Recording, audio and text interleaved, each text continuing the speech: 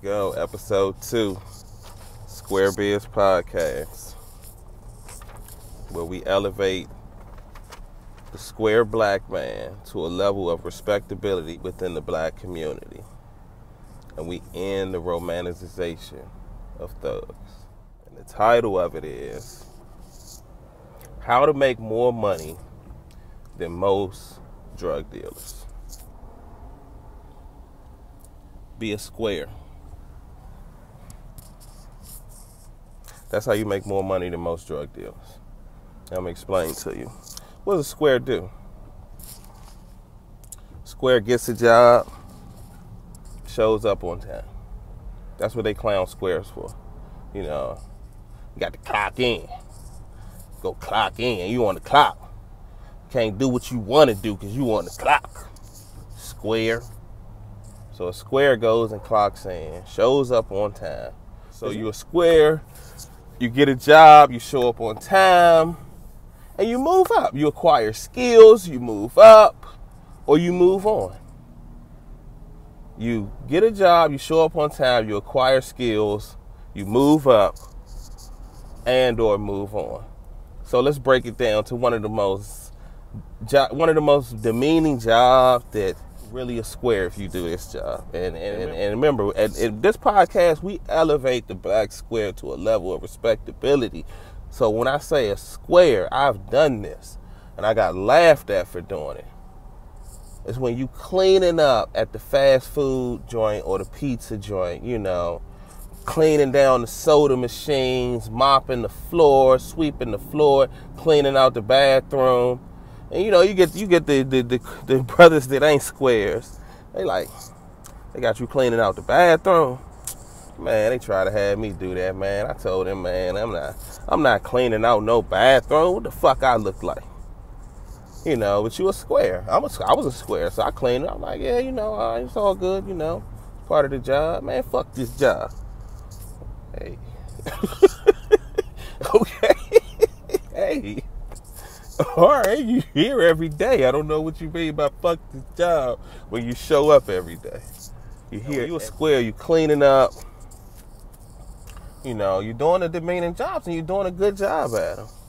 So they like, you know what, man? Like, okay, you've been cleaning up. You didn't trip when we asked you to do that, and they hire a new person, and that new person is asked to do it, and you never asked to do it again. You move on. You know, hey man, let me show you how to cut these onions up. Let me show you how to cut these tomatoes.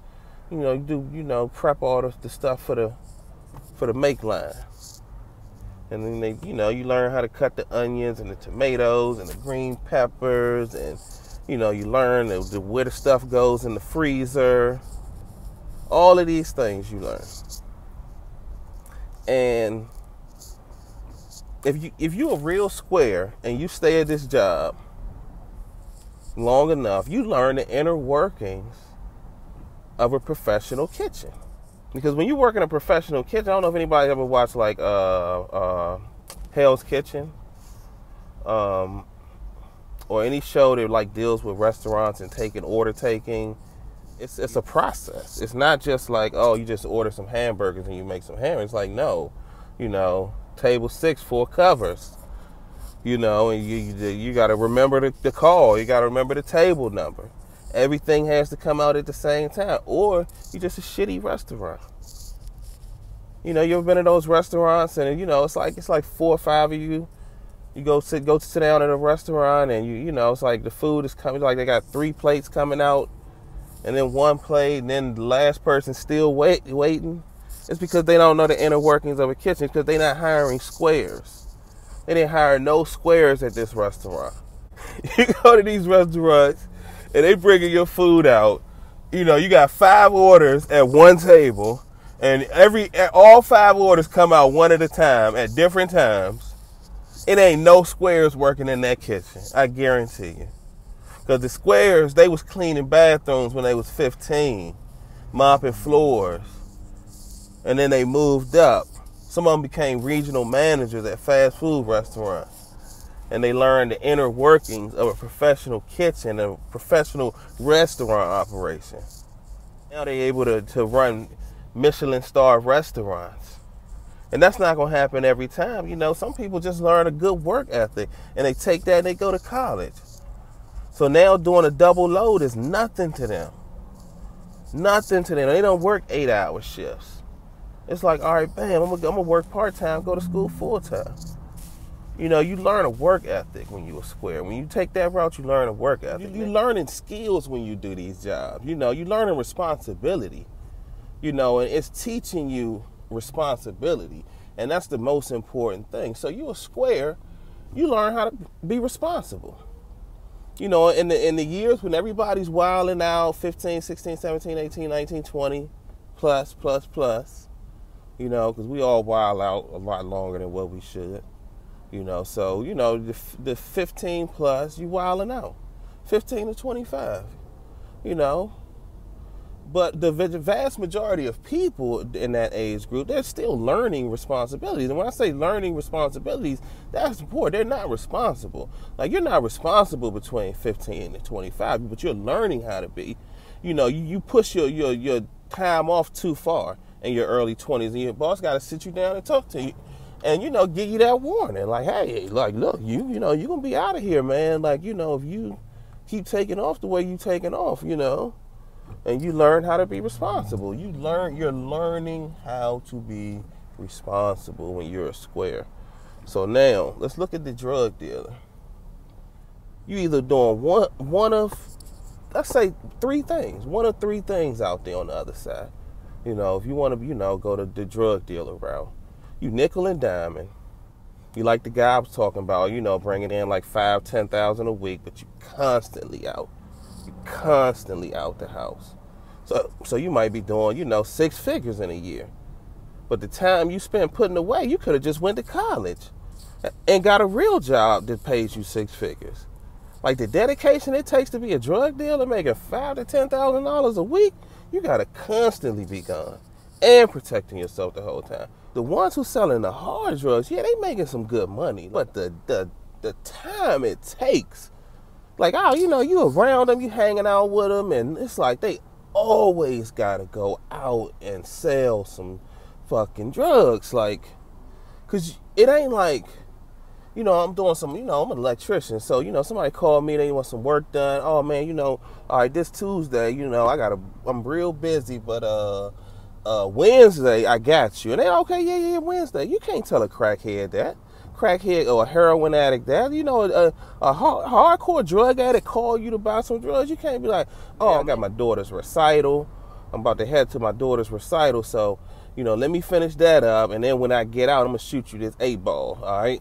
And I'm gonna give you an extra rock, you know, for waiting patiently. You know, or meet me outside the recital. you can't even tell them that. And, you know, maybe I can call somebody, you know, somebody call me, hey man, you know, just pick up this breaker right here. You know, you can have somebody put it in for you. You can try to put it in yourself. You know, meet me at my daughter recital. You know, you need some electrical work done, and you call me, the square dude. I'm the square. So you call me and you need some electrical work done. Okay, cool. Oh man, I can't really make it. I got my daughter's recital. Okay, just meet me at the recital. Meet me outside. I'm gonna give you with the parts you need. And you just plug that in. I'm going to hold you over until I get there tomorrow on Wednesday. Okay, cool. You can't do that with a crackhead or a heroin addict or a meth addict. You can't do that. You can't. Yeah. Just meet me outside. You know, I got the, you know, call me when you get outside. You know, I got an 8-ball for you. I got what you need. I got that butter. Just call me when you get outside my daughter's school. You can't do that as a drug dealer. Drug dealer, you can make millions of dollars as a drug dealer, and you can't even spend it. And every single one got the same ending. Ain't no money, ain't none of that money left. Ain't none of that money. I remember they did the Rayful Edmonds documentary about the drug dealer from D.C., the kingpin from D.C. And I remember one of the guys in the documentary said for 2 years of his life, from his head to toe, he never wore the same thing. Socks, drawers, anything. They would just wake up the next morning and just go buy new clothes. They never wore the same thing twice. But that was only for 2 years of his life. He didn't, he's a regular dude now. I'm assuming he's a regular dude. He basically led a life of a square. If you a drug dealer, everything can be taken from you. Somebody can rob you, or the police can come in and confiscate you. Now, if somebody rob you, that's worse than the police confiscating everything. Because the police confiscate everything, all right, boom, you might have to serve some time. You get out, you get back, you bounce right back. But if somebody rob you, you got to go find out who it was, and you have to kill them. Otherwise, word gets out that you soft, that you a square. And everybody trying to rob and kill you. If somebody robbed me, the only reason I'm calling the police is because my insurance company wants the police report. Other than that, I'll be on the phone with the insurance company like, yeah, they got the Milwaukee drill, the DeWalt drill, they got, the Klein tool set, they got everything. All you doing when you rob me is buying me a new set of tools, getting me a new car. The squares, we could be anything. A square could be president, CEO, franchisee, owner of the entire fast food company, Checkers. A square could be anything.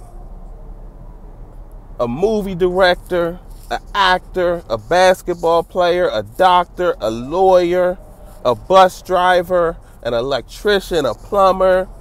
They can own their own janitorial service. I'll go out as an electrician, and if I'm out for 3 or 4 hours, I should have made between $125 and $250. $125 on a bad day, $250 on a good day, for 3 to 4 hours of work. Let's say 3 to 5 hours of work. Be realistic. 3 to 5 hours of work, that should be between $125 and $250. And when you break that down into actual hourly wages, that's between $25 and $50. You can go to the Bureau of Labor and Statistics. It'll say the same exact thing. And I'm not even talking about employment. I'm talking about side work. If I go out and do side work apart from my job, and I'm out for 3 to 5 hours, I will make between $125 and $250 anytime I walk out the door and do that. So I'm a square. I'm a square. If you really out there in the streets, or you want to be out there in the streets to make money, then this video is for you, because you don't have to go that route. You can just be a square, get you a job, learn how to be responsible, eventually turn that job into a career, turn it into a work ethic that you can translate to showing up to college classes every day, doing a double major, knowing that 8 hours ain't nothing. Got to be in the ditches digging, cleaning up a shitty bathroom. Oh well, this, you pull yourself up, man. That's how you pull yourself up. People, they think it's like a physical pull. No, pulling yourself up off your bootstrap. That means getting out of bed in the morning. That's literally what that means. When you get out of bed, first thing you do, put some shoes on. And this for the brothers, the men, the black men. You putting on house shoes, or you putting on some work shoes? If you're putting on work shoes and you're getting up in the morning every day and you're going to work, especially if you're black, you're making more money than most drug dealers. But let's keep that between us. So maybe we should spread the word. Maybe we should spread the word on this, because this will help elevate the black square to a level of respectability within the black community. And keep making money. If you a square, if you're not a square, become a square. Get you a job. Fuck all that other dumb shit.